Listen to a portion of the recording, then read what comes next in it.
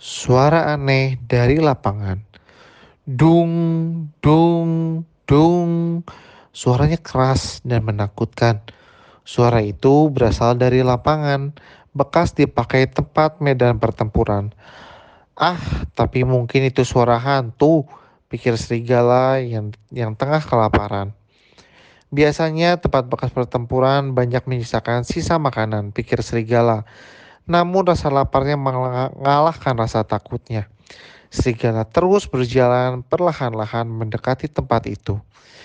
Aha, ternyata suara itu berasal dari suara angin yang berhembus kencang dan kemudian menerpa genderang.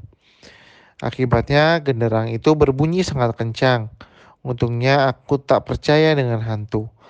Akhirnya berkat keberaniannya, saat itu serigala menemukan banyak makanan.